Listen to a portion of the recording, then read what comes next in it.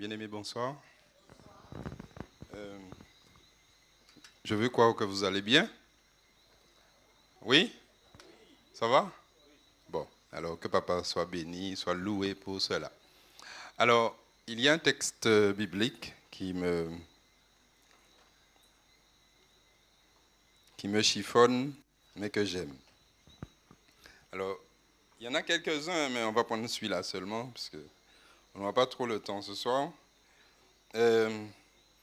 C'est dans Ecclésiaste, au chapitre 1er. Prenez avec moi. C'est censé être le dernier verset du chapitre, mais on va prendre les deux derniers versets. Le chapitre 1er. Alors, le texte nous dit, « J'ai appliqué mon cœur à connaître la sagesse et à connaître la sottise et la folie. J'ai compris que cela aussi, c'est la poursuite du vent. Car avec beaucoup de sagesse, on a beaucoup de chagrin. Et celui qui augmente sa science, augmente sa douleur. » Alors, il est clair que nous sommes, on en parlait tout à l'heure avec Marilyn, à l'ère du numérique. Nous sommes à l'ère de la communication tout azimut.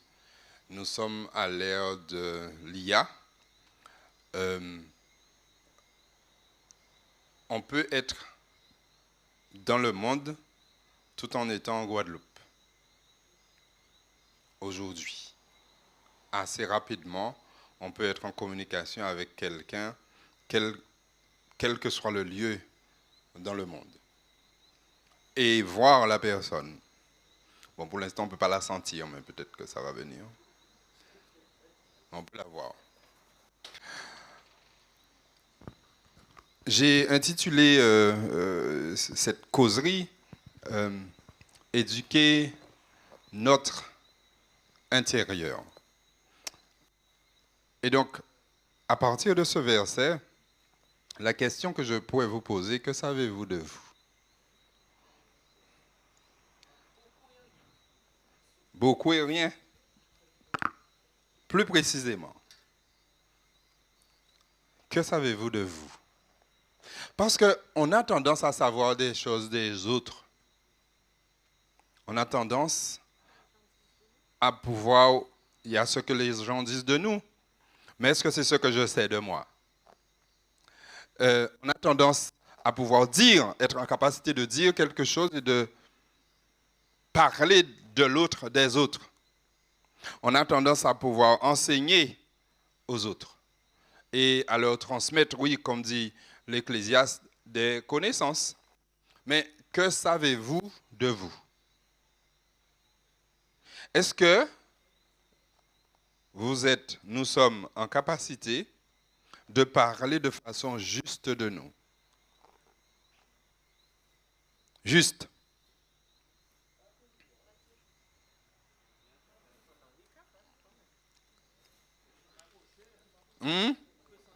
On peut s'en approcher? Ok. Pas tout à fait. On n'est pas suffisamment objectif. Qu'est-ce que l'objectivité?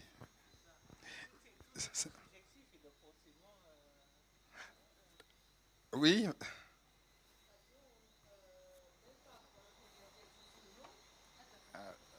Il y en a un.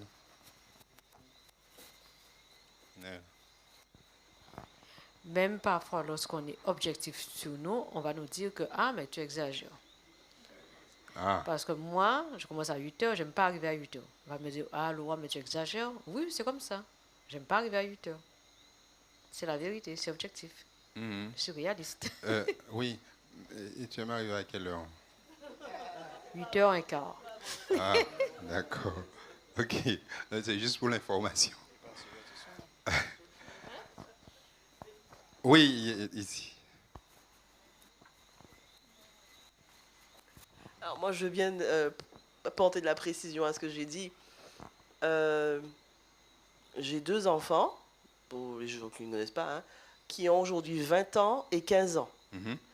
Et il y a des choses que je les vois faire ou des manières d'être qui sont les leurs, à travers lesquelles je me reconnais en ouvrant les yeux, en écarquillant les yeux. C'est bien ça. C'est normal peut-être. Et c'est là que je me dis, maman, mais ça ne doit pas être simple de vivre avec toi. Hein. Et pourtant, ça fait 20 ans quoi, que ça dure. Mais c'est maintenant qu'eux sont dans une posture de jeunes adultes qu'ils me renvoient le truc en pleine face. Et donc voilà pourquoi je dis que ce n'est pas toujours évident, même avec plein de bonne volonté, d'être objectif sur soi. Même. OK. Oui, derrière. J'ai envie de dire que je suis plutôt objectif. Parce que je reconnais, je sais qui je suis. Je sais beaucoup de détails sur moi. Mais le problème qu'il y a, je fais le silence à tout ça. Tu fais silence à tout ce que tu sais de toi. Oui. C'est ça? Oui. OK. Parce que j'ai observé que depuis que je connais Dieu, je m'efforce à ne pas être ce que j'étais. Je m'efforce, mais je sais ce que je suis. Mais je laisse Dieu me transformer. OK. Mais je sais qui je suis. OK. Et parfois, nous faisons ça, même si nous croyons, nous disons que... Peut-être vous êtes déjà rendu compte que quelqu'un te dit, vous parlez à quelqu'un, la personne se fâche, la personne te dit, ou pas honnête qui mounaye, c'est une partie de la personne qui est cachée. En tout cas, c'est ce qu'elle dit. Oui, la personne sait très bien qui il est. Parce que c'est une partie de lui qu'il cache, qu'il ne veut pas mettre en valeur. Il s'efforce de ne pas... Mais c'est là. Ou qu'elle veut me faire quoi? Il y a ça aussi. Personne ne mange rien à faire quoi. Je sais qui je suis. Oui, oui. Non, mais c'est bien. mais c'est vrai que il y a des discours bluffants. Oui, mais je bluffe pas. Non, on parle pas de toi. D'accord. Il y a des discours bluffants. Voilà. Vas-y. On m'entend bien? Oui. Moi, je pense que en tant qu'être humain, on connaît vaguement qui l'on est. C'est-à-dire, on peut dire des trucs basiques, comme j'aime le chocolat, j'aime boire du lait, j'aime des ignames, je sais pas. On peut dire des trucs basiques, mais la profondeur d'un être humain, la profondeur de ce qu'il y a dans le crâne, c'est tellement immense qu'on ne se connaît pas vraiment. Par exemple, si on met de côté, par exemple, l'inconscient, toute la grandeur de l'inconscient, on connaît notre conscient, mais l'inconscient, tous les traumatismes, les peurs, la raison pour laquelle on est heureux, les choses cachées, les souvenirs que notre conscience ne prend pas en compte. En fait, il y a tellement d'éléments cachés dans la tête qui influent notre comportement, on ne s'en rend pas compte. Par exemple, un truc bête, hein. Par exemple, est-ce que tu as vraiment envie... Je fais de la communication, donc je fais un peu de publicité. Par exemple, on manipule les gens pour qu'ils puissent acheter des produits. Et la personne va dire « Oh, j'ai trop envie de ce produit. » Non, tu n'as pas envie. On t'a influencé pour que tu aies envie. Mais est-ce que tu en es conscient? Donc je pense que franchement, en tant qu'être humain, on se connaît très vaguement. Voilà. OK. Très intéressant et fortement vrai. Après, on va avancer.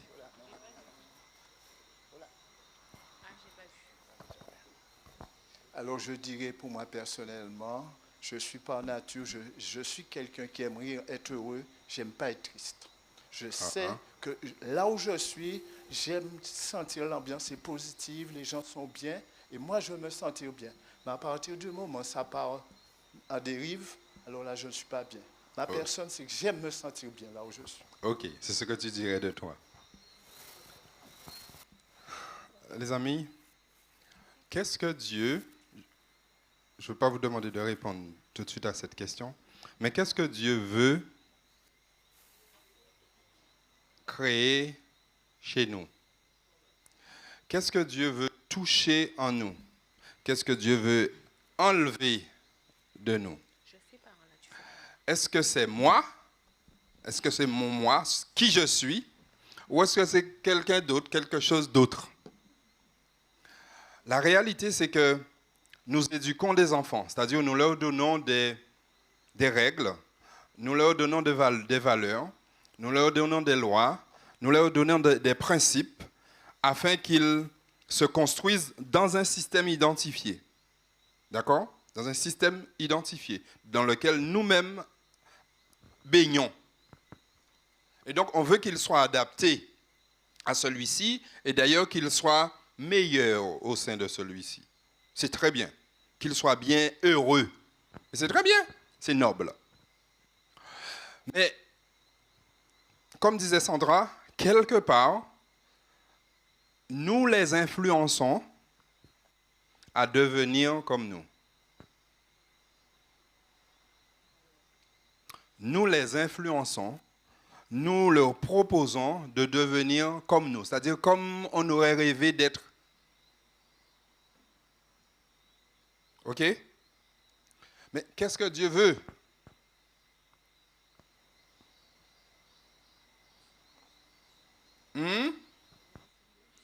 Que nous ressemblions à son Fils.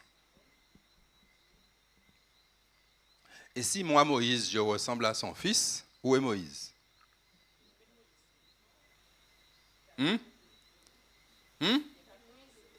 Caché en Jésus. C'est notre expression, caché en Jésus. Sauf que j'ai un papa, il est décédé, mais j'ai eu un père, j'ai une maman, j'ai des frères et sœurs, j'ai des amis, j'ai connu un certain nombre de personnes, j'ai connu un certain nombre de situations qui m'ont marqué, qui m'ont modelé et qui m'ont emmené là. J'ai connu un certain nombre de savoirs, j'ai découvert un certain nombre de savoirs qui tendent aussi, comme il disait, à me formater, à m'orienter dans des fins. Mais ce Moïse-là, caché en Jésus, il est toujours là. Oui, il est toujours là, caché en Jésus, s'il est vraiment caché, hein, d'accord, quand il se cache. Il est toujours là. Sauf que ce que Dieu veut, c'est aller dans ce qui a fait, il a parlé d'inconscient, dans ce qui a fait de moi qui je suis. Ce que Dieu m'invite à faire, c'est à le laisser entrer jusque dans mon tréfonds. Pour que ce qui m'a formaté hier et avant-hier et l'année d'avant et toutes les années, que lui, il puisse transformer cela. Pour que je ne sois pas seulement caché en Jésus, mais que je sois transformé, quelqu'un d'autre. Quelqu'un d'autre. Et lorsque j'accepte que mon tréfonds, mon intérieur, on va dire ça, je vais dire ça ainsi, il y a quelqu'un qui a parlé de ça, l'évangélisation de l'intérieur. Que mon intérieur, des profondeurs, le titre du livre, c'est un livre de Simone Paco, l'évangélisation des profondeurs. Lorsque mes profondeurs sont évangélisées, ce qui va se passer, c'est quoi? C'est que ces souvenirs-là dont tu parlais, certes, elles sont, parce qu'ils sont, c'est un souvenir, parce qu'ils sont, mais en fait, ils vont être retraités. Et ils n'auront plus l'impact qu'ils avaient sur moi auparavant. Vous saisissez? Ça veut dire que ce père, cette mère, cet ami, ce traître-là n'est plus considéré comme traître. Oui. Oui, je sais. C'est le but. Non, parce que je crois que c'est aussi Dieu qui a mis en nous la mémoire des souvenirs traumatisants de façon à ce que, alors je ne vais pas parler d'évolution, mais de façon à ce que nous développions des mécanismes d'autodéfense. Je crois que Dieu nous a fait comme ça. C'est-à-dire que si j'ai vécu telle chose et ça m'apprend que que c'est pas bon pour moi et donc je vais choisir je vais mettre en place une stratégie différente. Et il me semble bien que répéter un même événement traumatisant, ça signifie qu'il y a un trouble quelque part. Et donc, c'est Dieu même qui m'a construit de façon à ce que quand tout va bien, il y a un événement traumatisant, une personne toxique, que je mette en place un mécanisme pour m'éloigner de la toxicité. Et je crois que la régénération du Seigneur ne va pas, ou alors, j'ai rien compris. La régénération du Seigneur ne me conduit pas à me farcir quelqu'un, un agresseur, un toxique, parce que c'est dans ce sens-là. C'est ce que tu as compris. Oui, elle dit que si quelqu'un est toxique, et dans les faits, l'expérience m'a prouvé qu'il était toxique et agresseur, la régénération ne va pas me pousser à aller me farcir la toxicité. Ça, je suis d'accord. On est d'accord. Non, mais ça, je suis d'accord. Donc, je dois reprendre ce que j'ai dit. Un élément, je voulais... oui. C'est par ici? Oui. Par rapport à ce que tu as dit, les influences et tout ça qui nous impactent et qui fait que nous sommes ce que nous sommes, nous avons un caractère. Et ce caractère-là, dans le contexte de notre existence, il est utile à quelque chose de bien précis. Seulement, il y a des choses je dirais que Dieu va s'atteler à polir ce caractère-là. Pourquoi je dis ça? Parce qu'il y a un prédicateur qui faisait une analyse sur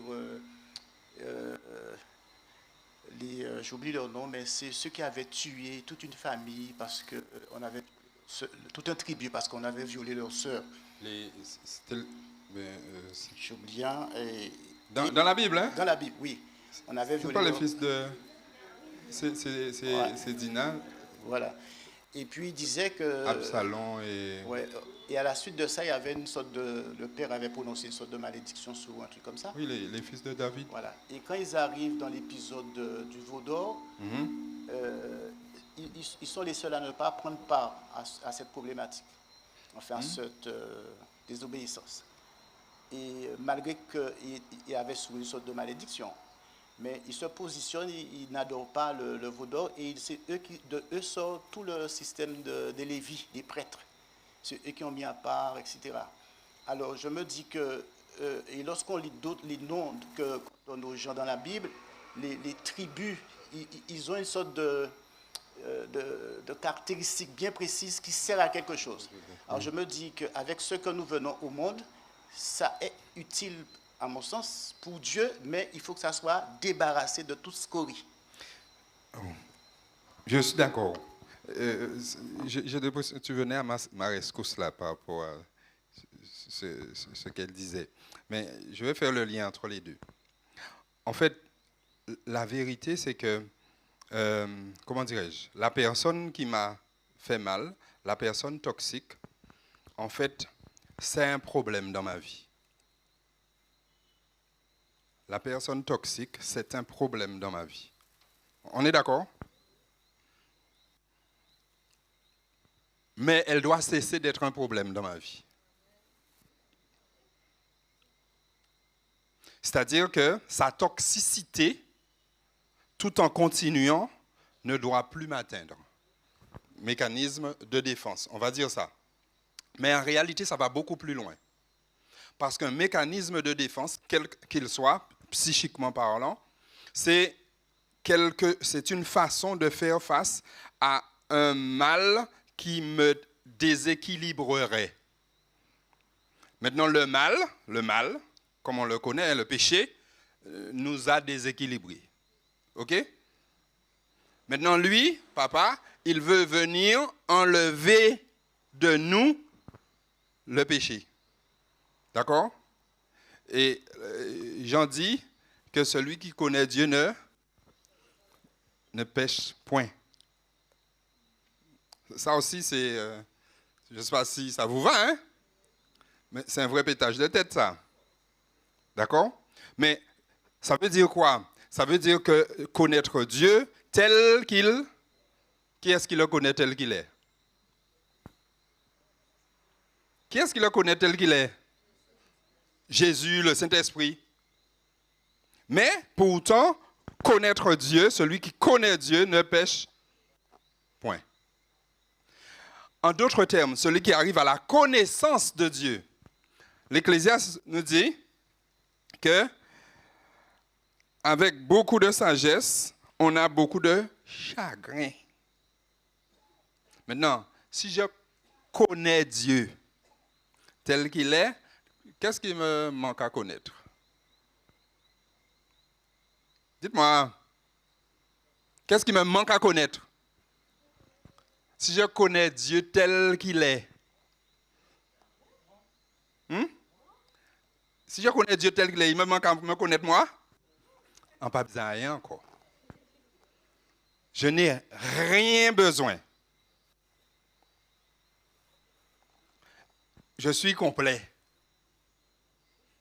Il n'y a rien qui me manque. D'accord? Bon, c'est un niveau pour moi de connaissance que nous devons simplement sentir, vouloir, désirer, mais réellement là, on est d'accord qu'on n'y est pas. On n'y est pas. Mais c'est ce que Dieu veut pour nous. Dieu veut qu'on le connaisse tel qu'il est. Qu'on soit à la mesure parfaite de Christ. Vous avez peur de le dire? On a peur de se dire que ce que Dieu, le projet de Dieu, c'est qu'on devienne ça. Vous savez pourquoi? Parce qu'on est ancré dans ça. On est ancré dans ces relations-là qui nous retiennent sur la terre. Et alors que nous avons envie que nos enfants s'élèvent au-dessus de ça, au-dessus de cette réalité-là. Lâche ton téléphone, lâche ça, vois plus loin. C'est sûr qu'on a envie, et c'est normal. Mais et moi?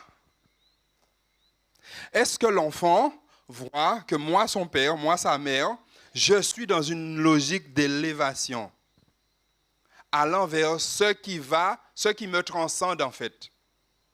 En tant que l'homme que je suis, en tant que la femme que je suis, dans le regard des uns et des autres, et même dans mon propre regard.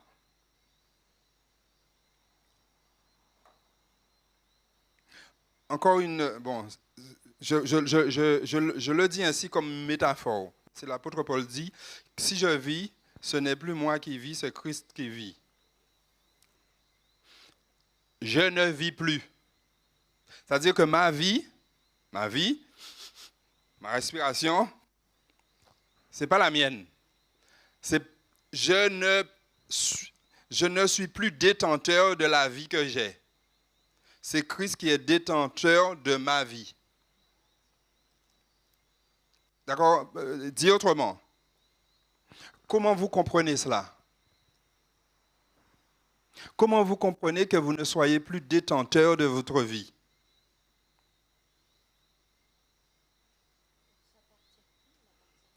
On ne s'appartient plus, on appartient à Dieu. Par contre, tu appartiens à ton mari, si tu en as un. Tu appartiens à tes amis. Tu appartiens à tes frères, à tes parents. Non, ce n'est pas les mêmes dimensions, mais pourtant, on se sent attaché à eux. Attaché à eux, j'appartiens à eux, j'appartiens à cette famille-là, j'appartiens à cette église-là, j'appartiens à cette communauté-là, j'appartiens à ce corpus professionnel. Je ne dis pas qu'il ne faut pas, ce n'est pas ce que je dis, d'accord? Ce que je dis, ce sont des, comment dirais-je? Ce sont des liens auxquels nous donnons de la valeur. Et nos enfants, les jeunes, nous voient donner de la valeur à ces liens. Ça a du sens. Mais en même temps, à quoi je donne véritablement, totalement de la valeur pour que ces enfants-là puissent vouloir, je vais dire, m'upgrader, aller plus loin que moi. Que le camarade, que le frère, que la sœur, que le voisin puisse ait envie aussi d'aller aussi loin au plus. Vous saisissez? si je ne prends pas conscience que ce que justement qui est aujourd'hui important pour moi, que ce soit de façon négative, parce qu'il y a des choses importantes, lorsqu'on parle par exemple de personnes toxiques, je sais que cette personne-là est toxique, elle devient importante parce qu'il faut que je fasse attention à elle. Ou cette personne est importante parce qu'elle est positive, c'est quelqu'un qui met de la joie, dans ma vie, j'ai besoin de cette personne-là. C'est très bien. On ne peut pas en disconvenir. Mais en même temps, quelle importance cette personne a-t-elle? Si je ne hais ma mère, mon frère, ma soeur, je ne suis pas digne. Il a dit hais, ou du moins on a traduit par hais. Mais bon, il ne demande à personne de haïr personne, même pas notre ennemi. Mais pourtant, vous voyez un peu les contradictions? La réalité, c'est qu'à l'intérieur de moi, vit toutes ces personnes-là, toutes ces expériences-là. Et toutes ces expériences-là ont besoin d'être retraitées. C'est ce que je voulais dire. Elles ont besoin d'être retraitées pour que le regard que je pose sur ces expériences, sur ces personnes, sur ces situations, ne soit plus un regard de dépendance et qui va me caractériser. Il faut que ce soit... Non, il faut... In fine, ce sera un regard qui fera simplement en termes de connaissance. Je saurai cela, c'est tout. Mais je me construis dans autre chose. Donc cette vie-là que l'on voit et dont il pourrait parler, si je vis, mais ce n'est pas ça ma vie. Ce que vous voyez, c'est pas... Je suis déjà ailleurs, donc c'est Christ ma vie. Oui, vas-y. Est-ce que si on parle de la personne toxique, parce qu'il y a un idéal, l'objectif et le delta, c'est ce que, par l'Esprit Saint, que je dois quand même ressembler à Dieu. Alors, quand tout va bien, ça va. La personne qui met de la joie dans un pôle ou dans l'église, c'est bon. La personne toxique, comme soulignait Céline, est-ce que cette personne n'est pas le delta qui me permettra justement d'arriver vers Christ? Parce qu'on n'aime pas trop les épreuves. Merci à elle. Merci à elle. Parce qu'on n'aime pas les épreuves, on n'aime pas les personnes qui nous embêtent, on n'aime pas, enfin bref. On a toute une liste qu'on n'aime pas, qu'on ne supporte pas. Finalement, est-ce que ces personnes-là ne sont pas contributrices à combler le delta, à me permettre de grandir finalement? Alors, je m'interroge par rapport à cela. Non, mais elle est bonne. Et je rajoute à cette interrogation, est-ce que Jésus, ça le dérangerait d'être face à une personne toxique? Est-ce que... Non.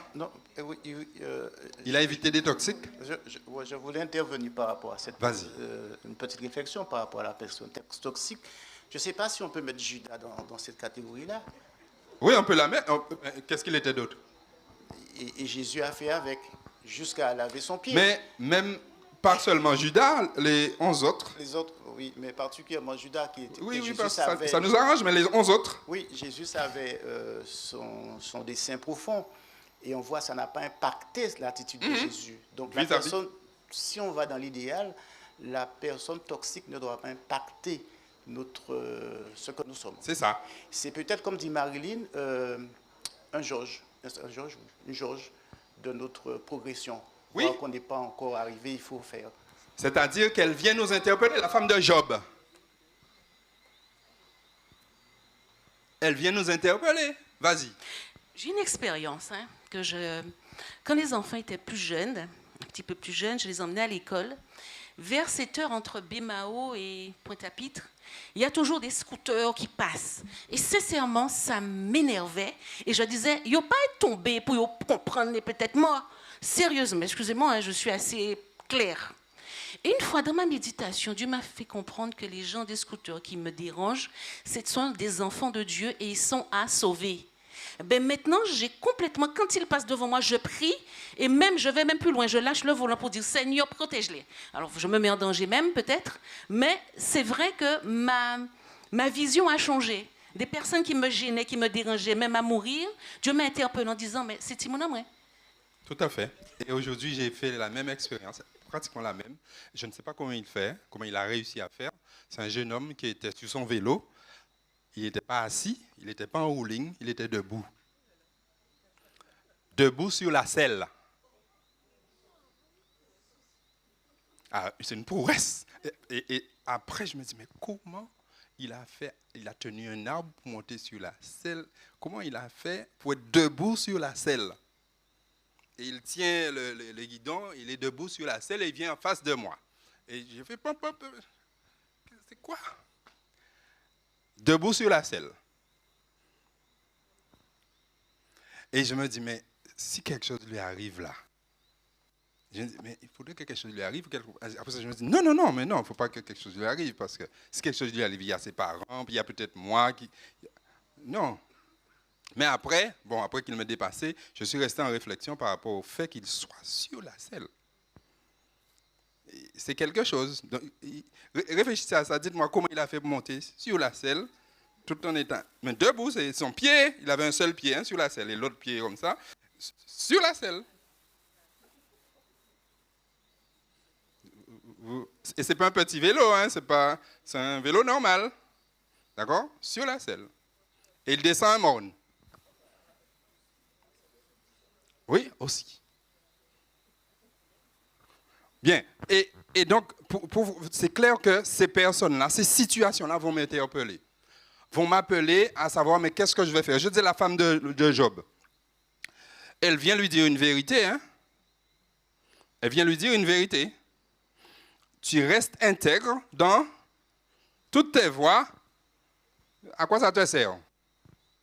Maudit Dieu et finis ça. Elle dit une vérité, mais elle lui dit qu'elle est insensée. Elle parle comme une insensée.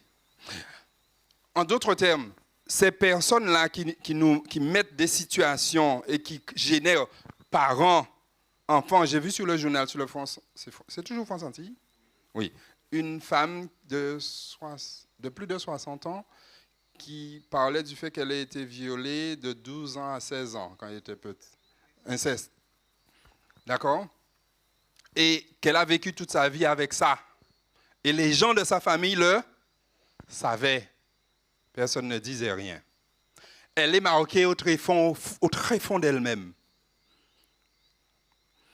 J'en ai déjà rencontré au cabinet. Et des personnes qui vomissent toute la réalité de ce qu'elles ont vécu dans leur propre vie, avec des fois leurs propres enfants. Normal, puisque c'est ce qu'elle a reçu. C'est normal. Mais Jésus dit, non, c'est normal, mais ce n'est pas si normal que ça. Parce que sa norme à lui, elle est différente. Son éducation à lui vient faire autre chose, vient justement se poser sur ces choses-là qui sont à l'intérieur, qui sont véritables, qui m'ont modelé, qui m'ont caractérisé pour que mon caractère, ma personne, soit une autre personne. Pour que je ne sois plus à l'image de papa, de maman, de l'oncle, du frère, de cet homme-là ou de cette femme-là qui m'a fait ceci ou m'a fait cela, parce que ces personnes-là qui nous font mal nous modèlent. Elles nous modèlent. Les personnes qui nous font du bien aussi nous modèlent. Et donc, ce que je veux vous faire saisir aujourd'hui, c'est que nous sommes remplis de connaissances. Mais pas seulement de connaissances livresques, mais de connaissances expérientielles. Et ces connaissances-là, ce sont elles qui font de nous qui nous sommes. Maintenant, le problème, c'est que Jésus nous dit, ces expériences-là, ce n'est pas ce qui doit faire de toi qui tu es. Ce qui doit faire de toi qui tu es, c'est de me connaître moi. Et que véritablement, dans cette contemplation maintenant, évangélisation de mes profondeurs, dans cette contemplation de lui, je vais être, oui, transformé.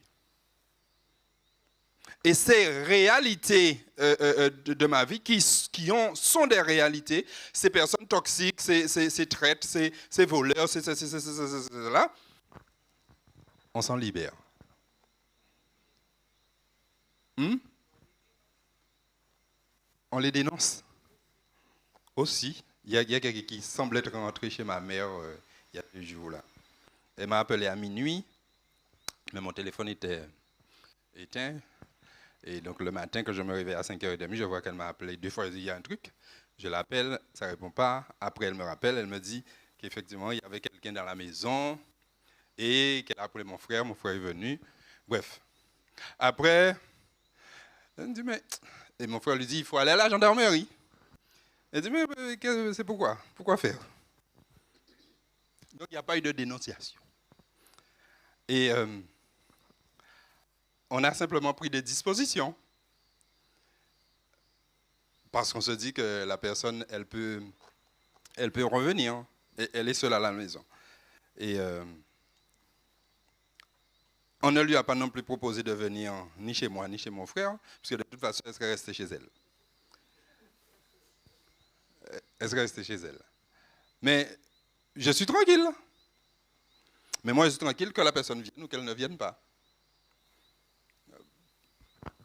Qu'elle vienne ou qu'elle ne vienne pas. Quel que soit ce qui pourrait se passer. Je suis tranquille. C'est ce que beaucoup de mes soeurs ne comprennent pas, mais bon. Pardon?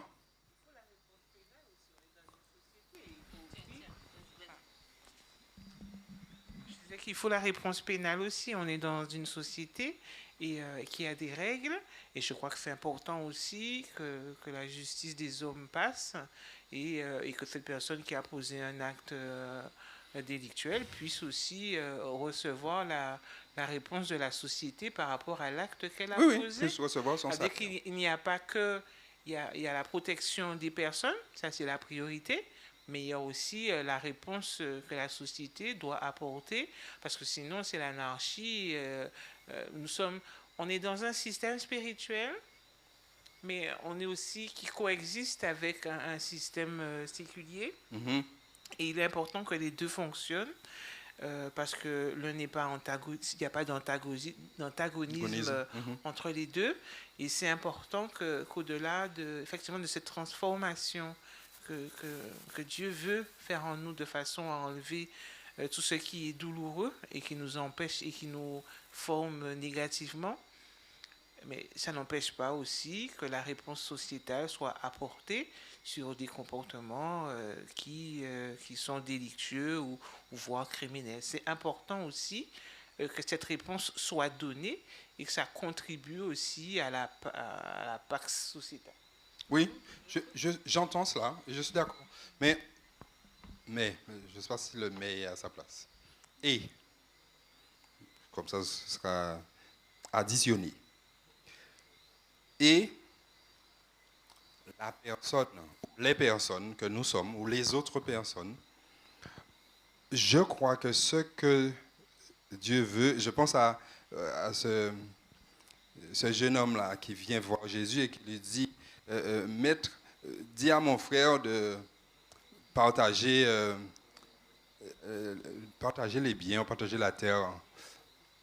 Et Jésus lui dit, qui m'a établi juge au-dessus de vous?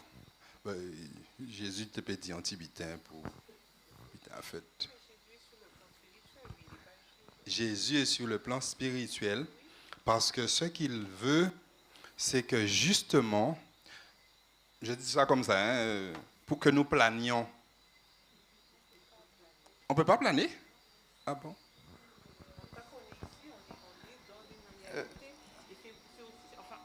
Peut-être que je suis trop pragmatique.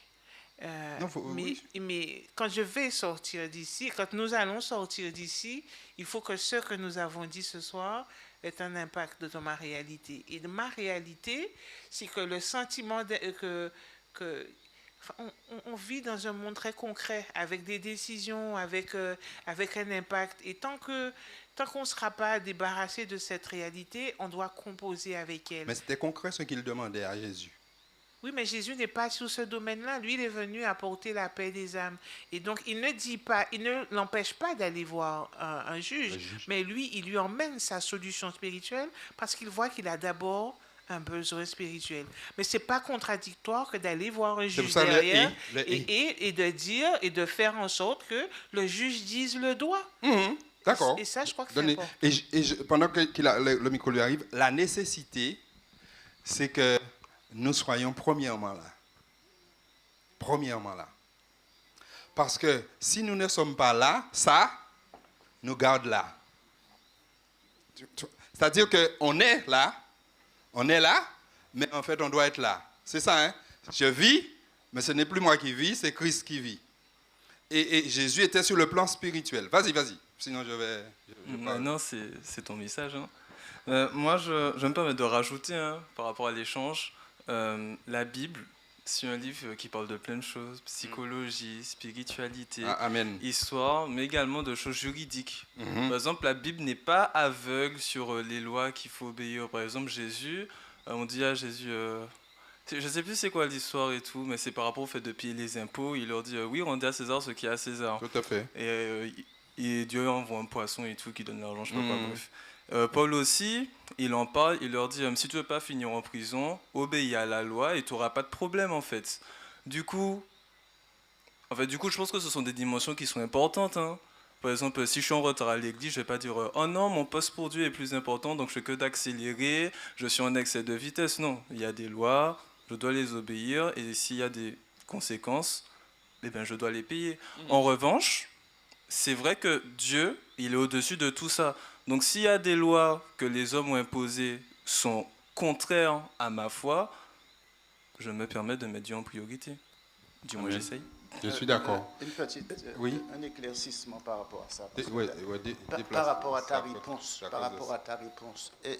Quand tu dis être en premier plané, ça veut dire commencer par là d'abord avant de commencer par... Le spirituel. Spirituel. Non, je fais ça parce que c'est par rapport à... Oui, non, mais tu peux...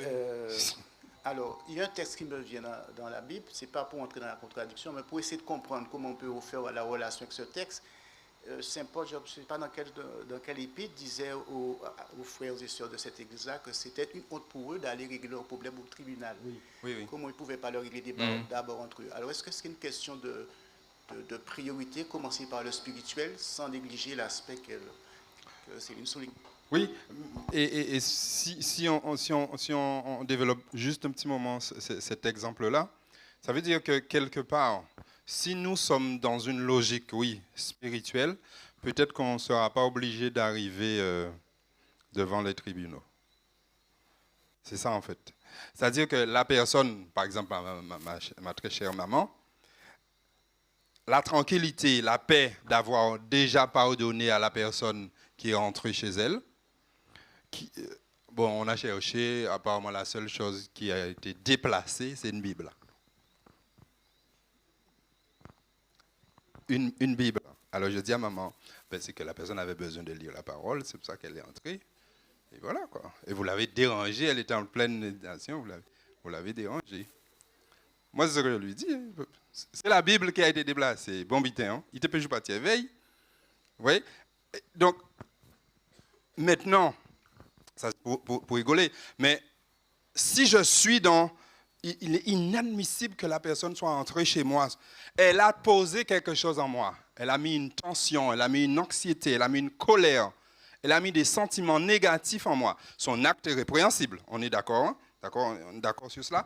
Mais moi, mon vécu, ce qui se pose en moi, ce qui se pose dans mon intérieur, pour moi, ça c'est primordial en fait.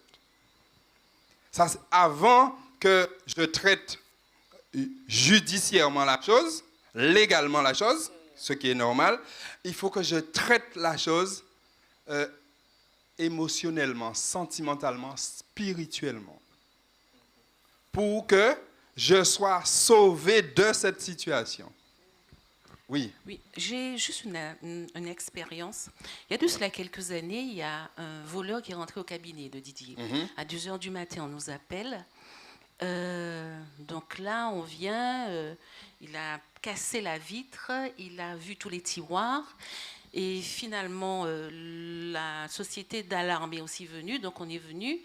Et j'ai dit à Didier, de toutes les manières, je sais que tout ce qu'il a pris est non loin, parce qu'on m'a dit qu'il faisait le va-et-vient.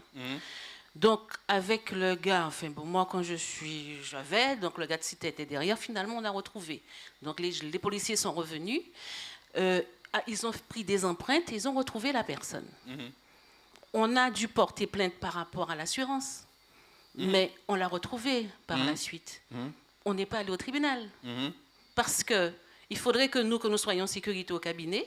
Oui. L'important pour nous a été de le recommander au Seigneur parce qu'il a un casier judiciaire long comme le bras. Ça sert des fois à quoi? À transpirer pour rien. On a prié, on l'a recommandé et on continue à vivre au cabinet sans problème. Moi, je sors à 22h, à 23h, des fois à minuit à l'assainissement où la BAC descend, j'ai aucun problème. Parce que je sais que l'acte que nous avons posé, que dans sa tête aussi, qu'il réfléchit. Ça, c'est la première chose. La deuxième chose, très rapidement, j'ai travaillé dans une administration et j'ai rencontré quelqu'un, nous sommes devenus des amis. Il avait un poste d'informatique et il y a des données qui sont allées un peu partout. Il a fait un burn-out parce qu'on l'a traîné dans la boue. Il est resté 6 mois ou 8 mois à l'extérieur. Aujourd'hui, au fait, je ne vais pas réclamer son nom, il anime, on s'est rencontrés il y a de cela 2 semaines. Il y avait une conférence paritaire sur la retraite. Et je le regarde et je dis, je suis tellement contente de te voir. Parce que quand je vois où tu étais de cela 5 ans et ce que tu es devenu, je ne vais pas en dire trop parce qu'on risque de voir qui il est. Il m'a dit, mais tu sais, toutes les personnes qui m'ont traîné dans la boue, je les remercie. Parce que c'est grâce à eux si je fais tout ça. Quand je les regardais, et sa mère est adventiste, lui, pas vraiment, il me dit, c'est grâce à eux. Et quand on parle de quelqu'un qui est décédé, j'ai dit, pour il mort, Bouga, il dit, ouais, mais c'est dommage qu'il soit mort parce qu'il a laissé un enfant. Il me dit, franchement, je remercie parce que c'est grâce à eux si j'ai fait le pas. Et aujourd'hui, c'est Saint Intel qu'on m'appelle parce qu'on me demande d'être là, parce qu'il connaît pas mal de chefs d'entreprise aujourd'hui et il est devenu un référent. Et quand je l'écoute, j'ai dit « waouh ». Et quand il a eu son burn-out, j'étais avec lui, il était vraiment à terre. Et je pense qu'il est arrivé pour moi, hein, quand je l'écoute, il a vraiment la sagesse divine. Nous avons besoin de cela. Et quand je parle d'éduquer notre intérieur, c'est comprendre que celui-ci a été malmené. Et a été malmené. Et nous avons besoin de laisser Dieu transformer ça. En acceptant de se libérer de ces faits-là. Si je ne suis pas libéré de ces faits-là, certes, nous allons parler d'éducation et nous en parlons et c'est très bien, mais moi je ne serai pas éduqué profondément. Maintenant, à nos enfants, l'idée, ce n'est pas seulement d'être dans cette surface-là, la surface éducative où on va donner, on va faire le culte, pardon de dire ça comme ça. Vous avez compris? Le culte matin, midi, soir, les prières. Il faut aider les enfants à comprendre que ce qu'ils vivent les formate. Que ce qu'ils vivent, les relations qu'ils ont les formatent. Les amis qu'ils ont les formatent. Décident déjà de choses, de choix qu'ils feront. Comme pour la publicité. En psychologie, on a travaillé sur ça. En psychologie sociale, on travaille sur l'impact publicitaire et comment les couleurs, la luminosité, il y a un certain nombre de... La musique, oui, on va travailler pour que, en fonction des âges, que tel produit puisse être attractif plus que tel autre. Et en laboratoire, on fait des expériences avec des groupes témoins pour voir quel impact, qu'est-ce qu'il faille faire pour que vous puissiez aller dans tel sens ou dans tel autre sens. Donc ça, c'est très perméable. Le cerveau est très, très, très perméable. Mais avec l'Esprit de Dieu, il peut être perméable qu'à ce que l'Esprit de Dieu veut qu'il soit perméable. C'est ça l'idée. Et à ce moment-là, on traite notre intérieur. On évacue ce qu'il ne faut pas. On garde ce qui est bon et on laisse entrer ce qui est encore meilleur. C'est ça, pour moi, éduquer son intérieur. Je souhaite véritablement que... Tu parlais de quand on va sortir d'ici, que chacun puisse avoir, parce qu'on a ce qu'on appelle des schémas mentaux, des schémas qui nous permettraient, parce que c'est chacun qui va construire les siens, qui nous permettraient de transmettre, de sensibiliser, ce terme-là, de sensibiliser les uns et les autres, déjà nous, mais de sensibiliser les uns et les autres par rapport à ce qu'ils côtoient en termes visuels, en termes auditifs, en termes même olfactifs. Qu'est-ce que je côtoie? Qu'est-ce que je laisse entrer? Quelles sont les pensées que je nourris? Quelles sont les personnes dont je dois me débarrasser? Mais pas la personne elle-même, mais les façons d'être et de faire. Les typologies caractérielles avec lesquelles je ne dois pas m'amuser. Il y a des choix personnels à faire pour devenir l'homme, la femme que lui, il veut que je devienne. Mais c'est dans des choix qu'on le devient. Ce n'est pas Dieu qui fait que faire me transformer parce que, ting, baguette. C'est parce que je fais des choix. Que Dieu vous bénisse.